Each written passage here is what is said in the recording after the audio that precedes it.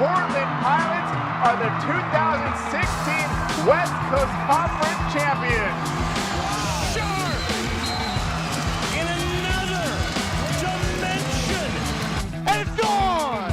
A walk-off two-run home run by Tate Budnick, and the Pilots win it. The Portland Pilots win their first national championship in overtime.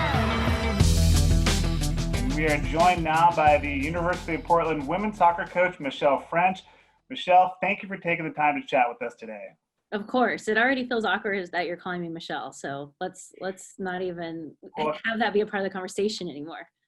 Can I call you Frenchie? Is that okay? Please, of course. Are you kidding me? You always call me that when I see you in the hallway. The heck? I'm trying to keep it formal, professional. Right. Wait, when I used to see you in the hallway. I don't see you in the hallway. Right. Several months ago. Yes. First question, though, Frenchie. How's it going? What have you been up to? What have I been up to? God, I mean, are we talking personal or just professional? Overall, what is going on in your life? Overall, well, I'll start with just, I think I speak on behalf of my staff for this. We probably spent the first 2 months really doing a lot of work on our yards, like, mowing it, planting new plants. I know a couple of Maite and Logan, started their gardens. I kind of decided it was going to be manual labor or bust. So I, built a 6-thing patio, with 6 stones, and totally redid my backyard.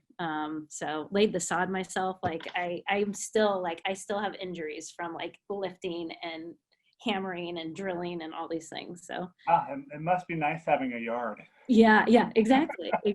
Who knew I had one until I did all this? It was basically a waste of space until I did all this. So, that time was great to kind of reconnect, I think with our homes, because we usually aren't home that much. So that's been good. I think from a soccer perspective, we had these really amazing 3 weeks of every athlete being here and being able to train them after they'd already spent almost a month here on their own.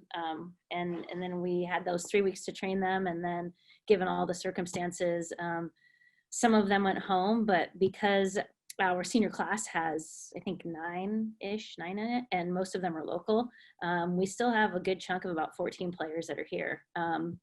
That we thankfully are still able to train and work with. And that's been a very big blessing, because I think emotionally and mentally for us as a staff, for sure, and I think especially for the players, it's been a good change of scenery for them given everything that's been going on. And that brings up my next question. You started officially training. I'm sure excitement was high. Then all of a sudden the fall season gets postponed. What was it like going through that kind of roller coaster of events? Yeah, I think for us as a program, we were very honest and very transparent from March, saying, man, if we even have the opportunity to play a fall season, I think we'll consider ourselves pretty lucky. So we kind of started to plant that seed pretty early. So there wasn't this great anticipation that we were going to have a season. Of course, as a program and as the student athletes, they were still preparing for one with vigor and excitement and all those things. But, I think disappointed, of course, but also, as a program and as a team, we were all in full support of not having a season. And I think would have been more nervous and more apprehensive if there had been one. So we were all on board with it. So I think the disappointing piece is that you don't have your community. You don't have, you're not around your group of friends every single day or as often as you typically are. So I think that part's been a little bit more disappointing versus actually not having a season. So your attention now shifts to the spring. Mm-hmm. We don't have a whole lot of specifics just yet of what the spring season might look like, but how does that change your approach both as a team and a staff? I think it's a little bit similar to how we were approaching the fall. I think it might be a little bit more realistic that we might play in the spring, but with the group of players that we have right now, we're essentially training as if this was our spring season, where there's a lot of individual focus, a lot of technical work, a lot of things you don't get to work on during a season per se, because you're doing more team tactics and whatnot. So, and only having a half of our team here, it's hard to do big tactical things. So right now, we're approaching it just as if we'd approach our spring. And, by the end of the end of November, each of these players should have grown individually and hopefully collectively as well. But that's what our focus is. And, being hopeful again for a spring season, but also realistic as well. And we go to Twitter for our next question, and it's along those same lines. It comes from French college soccer fan, a huge supporter of Portland soccer from across the pond. Awesome. He wants to know, Coach, the postponement of this season gives you a better opportunity to work with your players, but you do need to wait a long time before playing your first official game. How do you keep your players focused in this situation? Well, I think a little bit of that focus is helped because it had been so long since they actually trained with other people. They had been so individually focused, running on their own, kicking against a wall, juggling.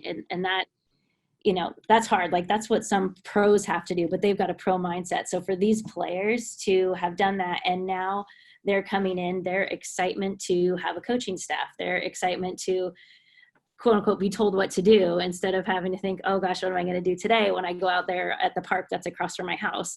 I think their focus and their energy and their excitement right now is incredible.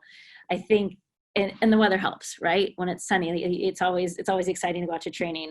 And for us, as the weather starts to change, as we get to a point where it's like, gosh, we would be, 2 games into our WCC play right now. We don't have that date circled on the calendar to be able to play a game.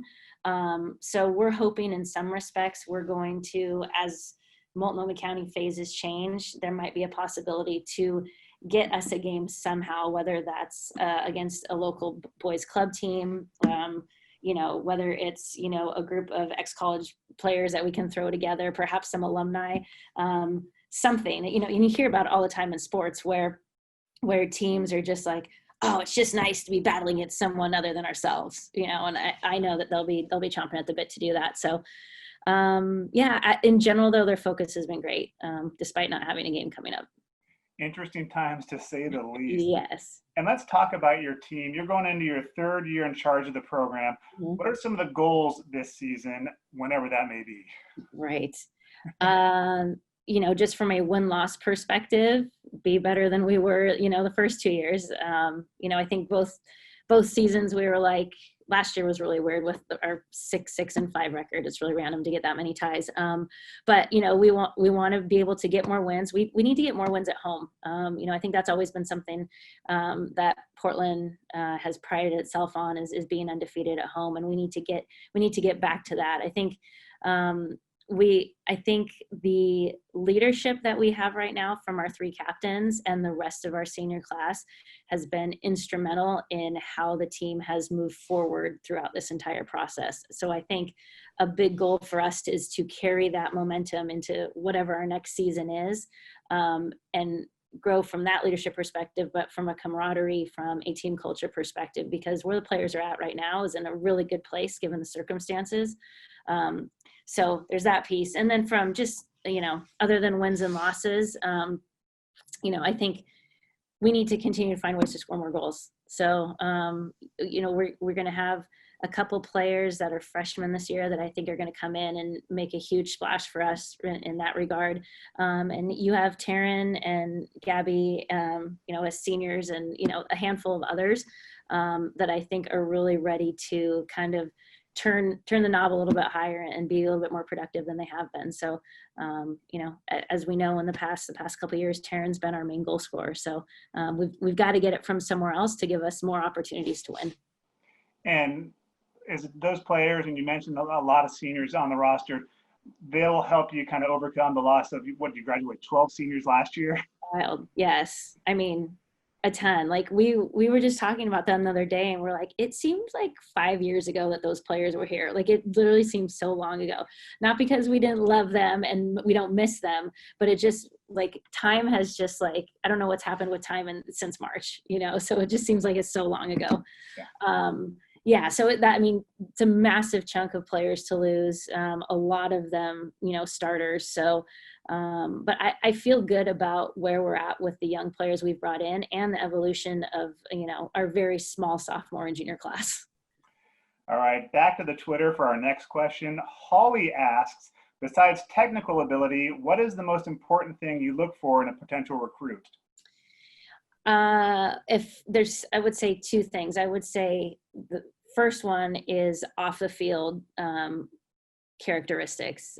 For us, when we're speaking with recruits on the phone, we have with Logan and I, especially because Logan went here as well, we have a really keen idea of what kind of, I guess, student athlete player wants to attend UP and who would fit in well here in our culture. And so I think, it can be as simple as saying, be a good teammate. It can be simple as saying, listen, this kid's going to come and impact and enhance our program off the field. It's not going to be somebody that's going to come in that we're going to have to change our culture for. And we need to keep finding those players that are going to continue to represent UP soccer in a positive way. And then on the field, other than technically, for me, because I'm a very tactical minded coach, I think a lot of it is how easily can you implement the things that we're trying to do as a team? How can you see these things we do in training and translate that onto the field on game day? And the ability to do that, your soccer IQ is something that we really look for. Let's talk about one of your alums. Your program obviously has produced an infinite amount of players that have been impactful both on the field and off the field. One of the alums, Tiffany MILBRETT, one of the all-time greats in Oregon soccer history, being inducted in the Oregon Sports Hall of Fame here coming up. Mm-hmm. What has she meant to your program, and what's it like to see her get that kind of recognition? Right. Well, I think first off, the fact that Mac is giving the award to her, however that's happening virtually or whatever, I think is awesome and incredible.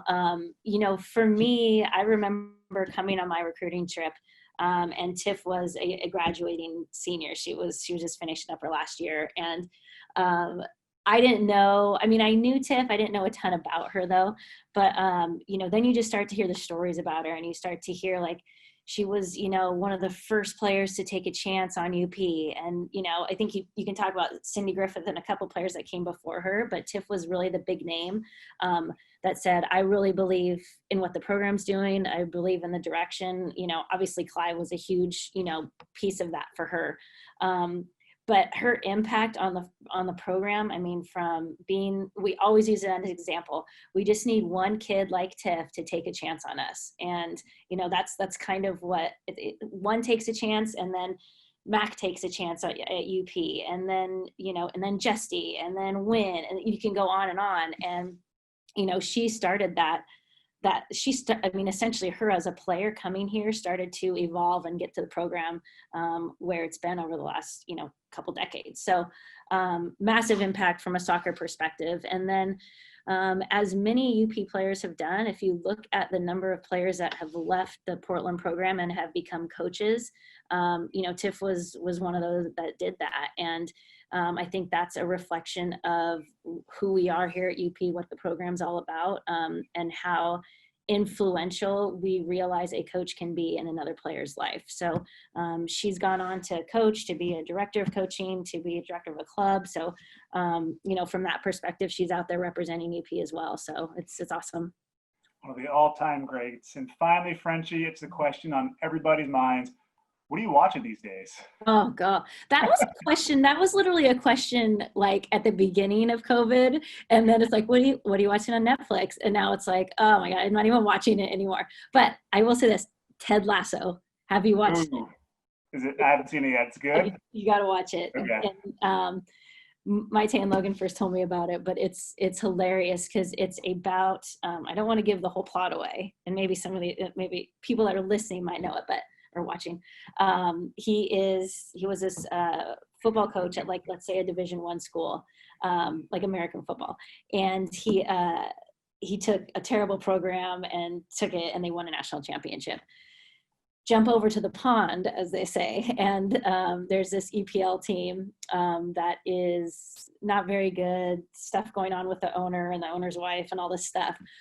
Long story short, they end up bringing this guy over and hiring him to manage the football or the soccer team over there. And so it's just kind of that story. So it's actually hilarious. It's really funny. I need to give that one a watch. You gotta watch it. It's been 5 episodes, I think, and they're like 40 minutes. So it's, Yeah. I mean, it's definitely binge worthy on, a weekend. For sure. Yeah. Michelle French, head coach of the University of Portland women's soccer team. Thank you so much for joining us. Awesome. Thank you.